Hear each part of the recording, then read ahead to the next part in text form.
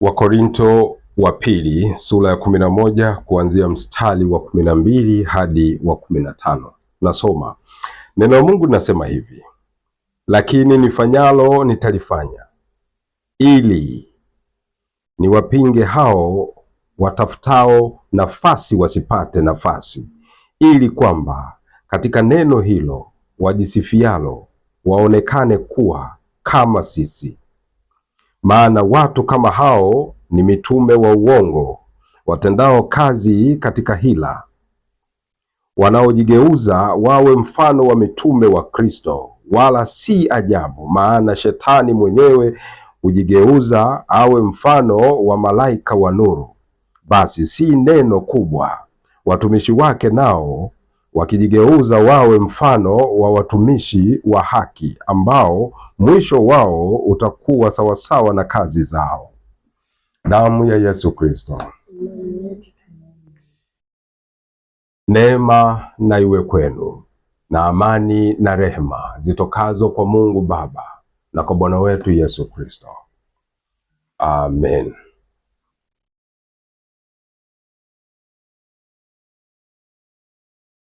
Mungu katika maandiko matakatifu anasema hivi. Katika Injili, katika maandiko matakatifu ameonya, amesema hivi kwa habari ya watumishi wake. Kwa kila mtu aliyeshika kazi hii ya utumishi huu, anasema hivi: mtu yoyote asipohubiri Injili akamuonya mwenye dhambi ili aache dhambi yake, ili aache njia mbaya, aende katika njia ya uzima ya Bwana wetu Yesu Kristo. Mtu yoyote asipohubiri na kuonya watu wageukie njia nzuri, njia ya uzima ya Bwana wetu Yesu Kristo, na huyo mtu ambaye hakuhubiriwa huo ukweli akafa katika dhambi yake, basi nitaitaka damu yake kwako wewe mtumishi. Bwana anasema hivi, Mungu anasema hivi kwa watumishi, kwamba huyo mtu akafa naye hakuambiwa, hakuonywa kwa habari ya dhambi yake, hakuonywa kwamba iache njia yake mbaya, ageukie injili ya kweli. Huyo mtu akafa hali akiwa hajahubiriwa hilo neno, naye akafa katika dhambi yake, basi damu ya huyo mtu nitaitaka kwako wewe mtumishi. Lakini pia anasema kwa upande mwingine, anasema ikiwa wewe mtumishi wangu ukahubiri Injili, ukamjulisha mtu kweli ya Kristo, na ukamwonyesha njia ya kweli ya uzima, ukamwonyesha neno la kumcha Mungu, neno la Mungu la kweli, ukamuonya aache njia yake, naye hakutaka kuamini, naye hakutaka kugeuka, akafa katika dhambi yake, wewe umejiokoa roho yako, lakini yeye atahukumiwa. Wewe mtumishi, kama ulisema kweli, uliwaonyesha watu ukweli, lakini wao hawakufuata, watakufa katika dhambi yao, lakini wewe mtumishi umejiokoa roho yako. Sasa unatakiwa uchague mwenyewe. Kama mtumishi wa Mungu unatakiwa ujue kazi yako ni ipi. Ni kuwaonyesha watu kweli ya Yesu Kristo na kuwafundisha njia ya kweli na kuwaonya waache mafundisho ya uongo ya dunia, waache uongo wa kuzimu, wamrudie Mungu katika kweli. Hii ndiyo kazi ya mtumishi wa Mungu. Lakini nyakati hizi ni nyakati hatari. Ni nyakati hatari kwa sababu watumishi wa Mungu sasa hivi wameacha kazi waliotumwa kuifanya, wameacha. Sasa wamevurugwa na Ibilisi. Badala ya kuhubiri Injili ya kweli, sasa watu waimarike katika imani, katika uzima wa milele kwa Yesu Kristo. Sasa watumishi wa Kristo wanaojiita wa Kristo, wametumwa na Kristo, wanagombana wenyewe kwa wenyewe, wanarushiana maneno machafu wenyewe kwa wenyewe. Watumishi wa Bwana wetu Yesu Kristo wanaojiita wachungaji, manabii, mitume, walimu, waaskofu, wainjilisti, wanapigana wenyewe, wanatukanana wenyewe kwa wenyewe. Huyu anamtukana huyu, huyu anamdhihaki huyu, huyu anamdhalaulisha huyu. Kazi ya Mungu haifanyiki tena, bali sasa wanafanya kazi ya kujisifu wenyewe. Wanajisifu tu wenyewe kwamba wana nguvu, wana uwezo, yeye ana uwezo, huyu hana uwezo. Wamebaki wanapigana kila siku. Huyu anasubiria huyu anasema nini ili aweze kumjibu, huyu anasubiri huyu anasema nini ili aweze kumvamia pia. Sasa wamejisahau, hawafanyi kazi ya Mungu. Yesu Kristo akitazama anaona watu wake wamekengeuka, hawahubiri tena neno la Mungu, bali wanapigana wenyewe kwa wenyewe, wanatishiana maisha, wameiacha kazi ya Mungu. Mungu anasikitika, lakini shetani kuzimu anapiga makofi, anapiga makofi kwa sababu kazi yake inatimia. Na huu ndio mpango wa Ibilisi, shetani, kuvuruga watumishi wa Yesu Kristo, kuvuruga watumishi wa Mungu ili wasifanye kitu kinachotakiwa kuokoa roho za watu zimwelekee Yesu Kristo, bali sasa kazi yake ni kuvuruga watu. Watu hawaokolewi, watu wanawashangaa watumishi wanapigana, watu wanashangaa watumishi wanatukanana, na wao wanafurahia huyu anamfurahia huyu anavyomtukana huyu, huyu anamfurahia huyu anavyomtukana huyu. Kazi ya Mungu haiendi. Sasa watu wanaomtaka Yesu Kristo hawaelewi waende wapi. Kama mtumishi huyu anamsema mtumishi huyu, anamdogosha mtumishi huyu, na huyu naye anamtukana mtumishi huyu, watu wanaomtaka Yesu Kristo hawaelewi waelekee wapi. Hawaelewi waelekee wapi. Hawaelewi neno la kweli ni lipi. Hawaelewi. Lakini mambo haya yalikwisha kutabiriwa. Yalikwisha kutabiriwa katika Torati ya Musa kwamba yatatokea, na sasa watu wanayatimiza.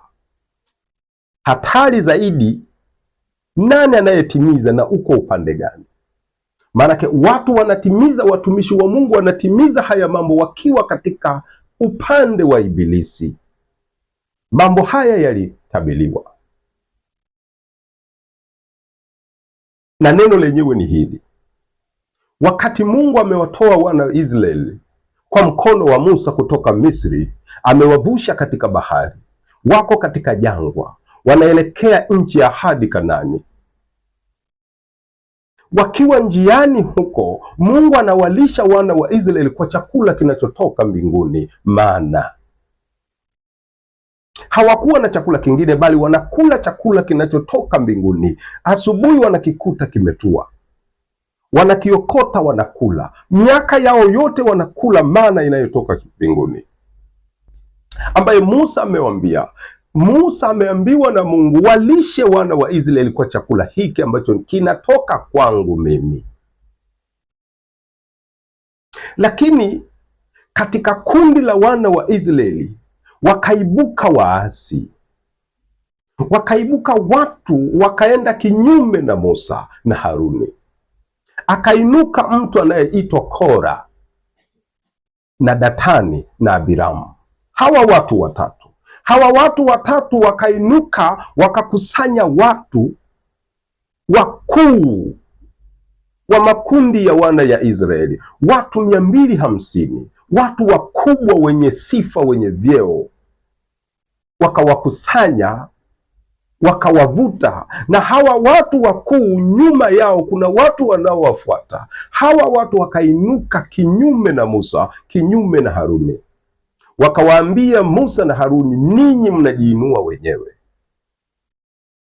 Mkutano wote ni watu watakatifu, sisi ni watakatifu. Kwa hiyo neno la Mungu liko kwetu, sisi ni watakatifu. Mungu anasema na sisi, hasemi na nyinyi tu. Kwa hiyo nyinyi mnajiinua wenyewe ili watu wawaone nyinyi ni wenye nguvu, mnajitukuza wenyewe. Lakini neno la Mungu liko kwetu, na sisi tuna neno la Mungu, tunaweza kuongoza. Mungu anasema na sisi. Kora, Datani, Abiramu wanasema hivi. Watu wakawaamini, wanahubiri maneno kinyume na Musa, kinyume na Haruni. Wanamwambia Musa, unajiinua mwenyewe. Wanamwambia Haruni, wewe unajiinua tu. Lakini Mungu anasema na sisi nasi ni watakatifu, ni watumishi wa Mungu, na Mungu anasema na sisi. Kwa hiyo tunahitaji kusema na watu wote wa Israeli wasikie neno letu, kwa sababu Mungu anasema na sisi. Waisraeli wakagawika, wengine wakaenda upande wa Kora, Datani na Biramu, na wengine wakabaki upande wa Musa na Haruni. Israeli wakagawika sasa madhehebu mawili, kwa sababu kuna watu sasa hawataki kumwamini Musa kwa maneno ya Kora na Datani na Biramu. Kuna watu wamegawika, hawataki kumwamini Musa na Haruni kwa maneno ya hawa, kwa sababu wamekwisha kusema wao ni watumishi wa Mungu na Mungu anaongea nao na Mungu amewatuma, wana neno la Mungu. Musa aliposikia hivi akaanguka magoti kifulifuli, akasujudu. Ni hatari imekwisha kutokea. Musa akamwita Kora. Musa akamwambia Kora, basi kama ni hivi, tufanye jambo moja. Kesho asubuhi Mungu ndiye atakayesema nani mtakatifu kati yako wewe na Haruni, kati yako wewe na mimi. Nani mtakatifu kati yenu ninyi na sisi? Nani mtakatifu? Asubuhi kesho Mungu atachagua na atasema nani mtakatifu na ni nani mtumishi wake na ni nani atakayemkaribisha kwake kesho asubuhi. Haya ndiyo maneno ya Musa, kwamba sawa, na nyinyi ni watakatifu, mna neno la Mungu, sawa, lakini sasa kesho itoke hukumu, Mungu aseme yeye mtumishi wake ni nani. Ni Kora na Datani na Biramu ndio anasema na hao sasa, amemwacha Musa na Haruni, au ni nani? Mungu atatoa majibu kesho asubuhi. Kora akasema sawa, akawambia basi sasa chukueni vyetezo kesho asubuhi, viwekeni na moto, alafu jazeni uvumba, alafu tutasogea mbele za Mungu. Mungu atasema mtumishi wake ni nani na mtakatifu ni nani. Wakati huo Musa anasema hivi, akamwita Datani na Biramu ili wapate kuongea. Datani na Biramu wakakataa, wakasema hatuji. Wakamwambia Musa, hatuji. Unafikiri ni jambo dogo ulilolifanya? Kujitukuza mwenyewe, unajiona kwamba wewe ni mtumishi wa Mungu peke yako, wewe ndio mtumishi mtakatifu, una neno la Mungu. Hata sisi ni watakatifu, tuna neno la Mungu. Mungu anasema na sisi. Wewe unajitukuza mwenyewe, unawapofusha watu macho kwamba wewe umetumwa na Mungu, neno la Mungu liko kwako, lakini neno la Mungu liko kwetu sisi. Mungu anasema na sisi. Ukatutoa katika nchi ya Misri, wewe Musa na Haruni, umetutoa katika nchi ya Misri, nchi iliyojaa maziwa na asali, ukatuleta huku jangwani. Umetudanganya kwamba kuna maziwa na asali, huko hamna chochote, tuna hii mana tu.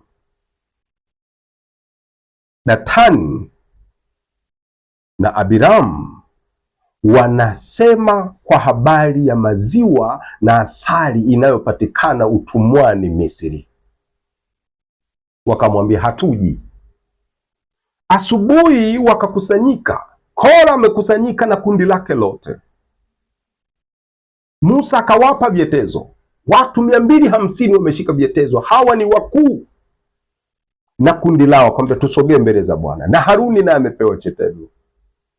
Wamesogea mbele za Bwana, utukufu wa Mungu ukashuka. Bwana akamwambia Musa, Musa, jitengeni na hawa watu, jitengeni na hawa watu, nataka niwaangamize kabisa. Musa na Haruni wakaanguka magoti, wakasema, Bwana, dhambi ifanywe na mtu mmoja, lakini uue watu wote? Ni Datani na Biramu na Kora ndio waliofanya hii dhambi. Sasa mbona unataka kuangamiza wote? Wewe ni Mungu Bwana wa roho za wenye mwili, wanaomba rehema. Lakini Mungu akawajibu akawaambia hivi, Musa na Haruni, watangazieni watu, waambieni watu wajitenge na hilo kundi la Kora na hema zote ya Kora na Datani na Biramu, wajitenge nao. Ndipo Musa na Haruni wakawatangazia watu kwamba sasa, wana wa Israeli, jitengeni na hawa watu waliomkataa Bwana. Hawa watu wamefanya dhambi, wamemfanyia Bwana dhambi. Sasa jitengeni. Bwana anasema jitengeni nao, msigusane nao wala msikae pamoja nao, jitengeni. Na kama hawa watu watakufa kifo cha kawaida anachokufa mwanadamu yoyote yule, Musa anasema kama hawa watu watakufa kifo cha kawaida anachokufa mwanadamu yoyote yule, mimi sikutumwa. Mimi sikutumwa, mimi sio mtumishi wa Bwana. Lakini kama watakufa kifo kipi ambacho hakijawahi kuonekana, kwamba ardhi ikapasuka nao wakamezwa wakiwa hali wazima, wakashuka kuzimu, wakashuka shimoni chini ya ardhi wakiwa wazima, basi mimi nimetumwa na Bwana. Lakini kama wakifa kifo cha kawaida, hawa sikutumwa. Musa anatabiri hadi kifo chao watakachokufa, kwamba hawa hawatakufa kifo wanachokufa wanadamu wote, watakufa kifo kipya. Watu walipojitenga na hawa watu, wao wamesimama kwenye hema zao na watoto wao na familia zao na watu wao na wafuasi wao waliowafuata na makundi yao na dhehebu lao, ardhi, Mungu akapasua ardhi.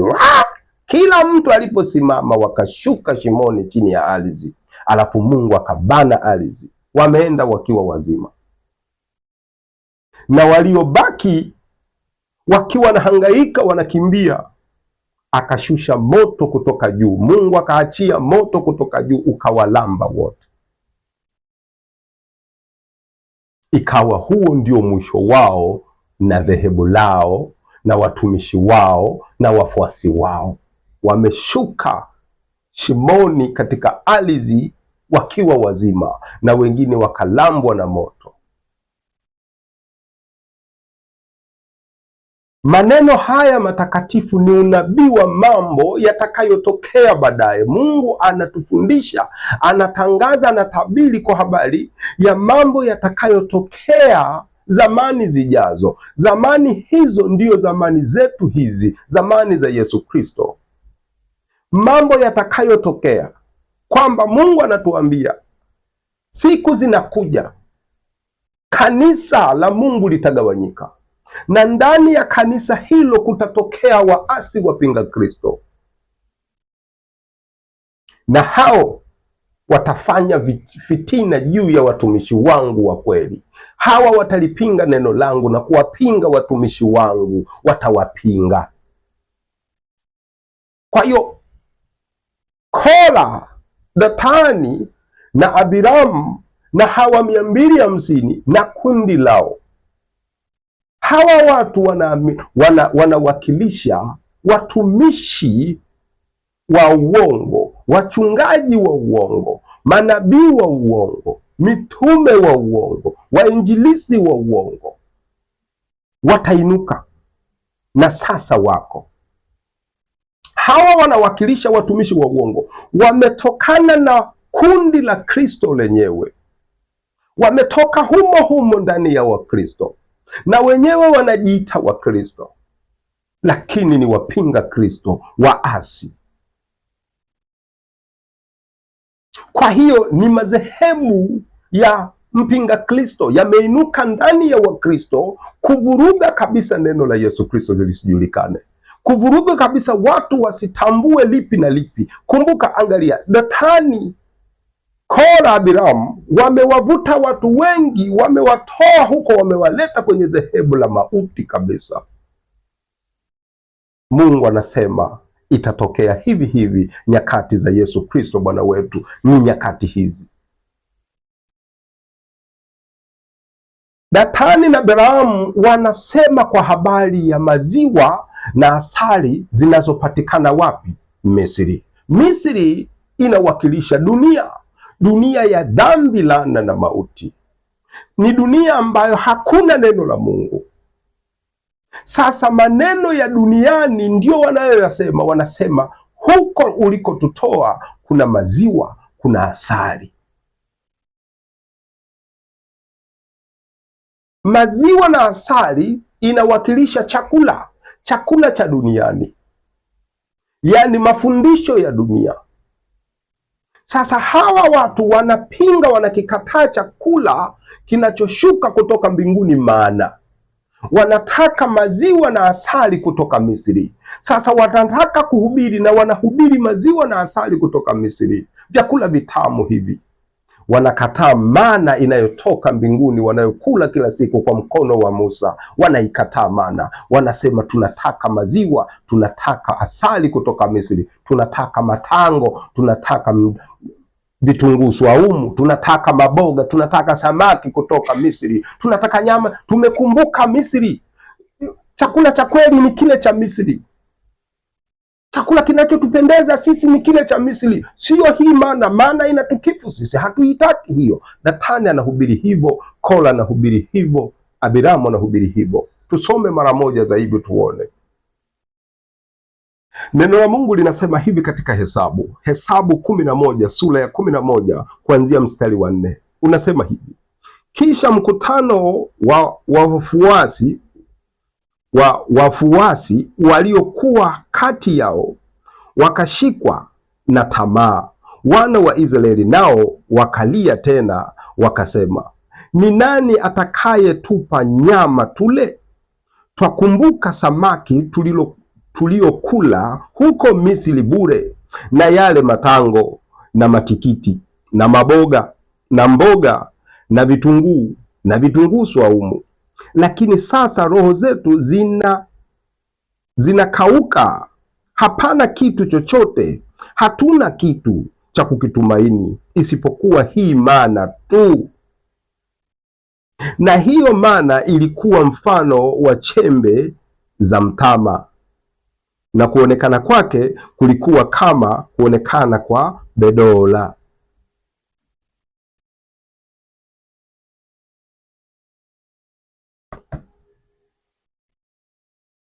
Israeli wamegawika, wanataka chakula cha Misri, hawataki mana ya Mungu. Mungu anawapa chakula kutoka mbinguni, kwa mkono wa Musa anawalisha. Israeli wanasema sisi tunakumbuka, tunataka vyakula vitamu vya Misri, tunataka samaki wa Misri, tunataka mboga za Misri, tunataka matango, matikiti ya Misri, tunataka vitunguu swaumu, tunataka maziwa na asali kutoka Misri. Wewe Musa unatulisha mana hii, mana sisi tunaikinai, hatuitaki. Kora, Datani, Abiramu na kundi lake lote wanakataa injili ya Bwana wetu Yesu Kristo, wanakataa chakula cha Mungu anachowapa watoto aliowakomboa kwamba wale kwa ajili ya uzima. Wanakikataa, wanataka chakula cha dunia, wanataka maneno ya dunia, wanataka maneno ya dunia yanayotokana na Ibilisi Shetani yahubiriwe kana kwamba hilo ndio neno la Mungu. Kora anasema yeye ni mtakatifu. Datani na Abiramu wanasema wao ni watakatifu, wana neno la Mungu. Lakini angalia neno la Mungu analolisema ni maziwa na asali kutoka Misri, siyo mana inayotoka mbinguni. Kwa hiyo utakatifu wao na Mungu wao wanayemsema ni Mungu huyu aliyewapa chakula cha Misri, maziwa na asali kutoka Misri, matikiti na matango kutoka Misri, vitunguu swaumu na vitunguu kutoka Misri. Wanataka huyo ndio Mungu wao aliopa. Huyo Mungu ni Mungu wa nani? Sio Mungu wa Ibrahimu, sio Mungu wa Isaka na Yakobo, kwa sababu Mungu wa Isaka na Yakobo amewapa watu wake wale mana, lakini wao wanataja maziwa na asali kutoka Misri. Vitu viwili tofauti. maziwa na asali kutoka Misri, matango, matikiti kutoka Misri, maboga na kila aina ya chakula kutoka Misri, kinawakilisha injili ya uongo, maneno ya dunia hii yaliyogeuzwa yaonekane kama ndiyo neno la Mungu. Sasa waasi wanahubiri hiyo na wanawaambia watu hili ndilo neno la Mungu, na maana wanayoikataa inayotoka mbinguni ni nani? Ni Yesu Kristo. Huo ndio mwili wa Kristo, damu ya Kristo. Yesu Kristo anasema sio Musa anayewapa ninyi chakula, sio Musa aliyewapa chakula, bali Mungu Baba yangu wa mbinguni anawapa nyinyi chakula kitokacho mbinguni, na chakula hicho ni mimi, mwili wangu na damu yangu.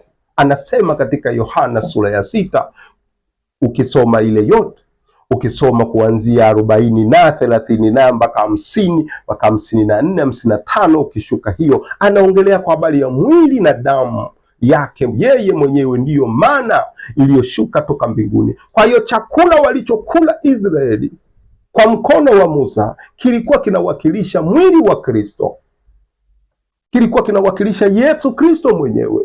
Lakini watu sasa wanakikataa hicho chakula. Datani na Kora amekikataa hicho chakula, na kundi lake lote hawataki kuhubiriana hiki chakula, mana wanataka wahubiriane matikiti na matango kutoka Misri. Alafu haya matikiti na matango na mboga mboga na samaki na nyama kutoka Misri sasa yanaitwa ndio neno la Mungu, na wao wanajiita sisi ni watakatifu tuliopewa neno la Mungu, na hili neno la Mungu ni haya matango na haya matikiti, kuleni. Vipi kuhusu mana? Mana hiyo sio injili ya Mungu. Mungu hajatuambia tuhubiri mana. Mungu anasema tuhubiri hii maziwa na asali kutoka Misri. Ni hatari.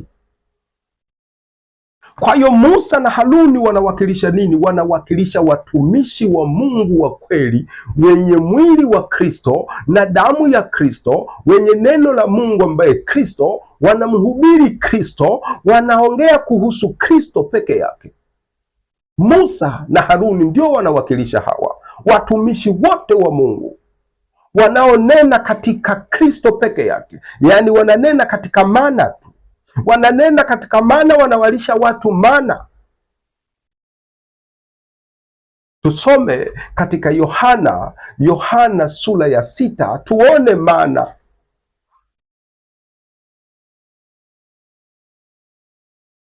Yohana Mtakatifu sura ya 6 mstari kuanzia wa 31. Neno la Mungu nasema hivi: baba zetu waliila mana jangwani, kama vile ilivyoandikwa, aliwapa chakula cha mbinguni ili wale. Yesu akawaambia, amini amini nawaambieni, siye Musa aliyewapa chakula kile cha mbinguni, bali Baba yangu anawapa ninyi chakula cha kweli kitokacho mbinguni. Kwa maana chakula cha Mungu ni kile kishukacho kutoka mbinguni na kuupa ulimwengu uzima. Basi wakamwambia, Bwana, siku zote utupe chakula hiki. Yesu akawaambia, mimi ndimi chakula cha uzima, yeye ajaye kwangu hataona njaa kabisa, naye aniaminie hataona kiu kamwe. Yesu Kristo anasema ile mana ndiyo mimi. Ile mana ndiyo chakula Mungu alichoupa ulimwengu leo, niyo mimi. Kila niaminie mimi ana uzima wa milele, hataona njaa kamwe, hataona kiu kamwe.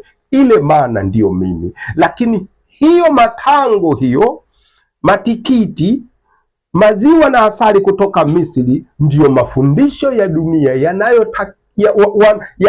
yanayopiganiwa kuyafanya yaonekane kama injili ya Yesu Kristo. Vitu viwili tofauti.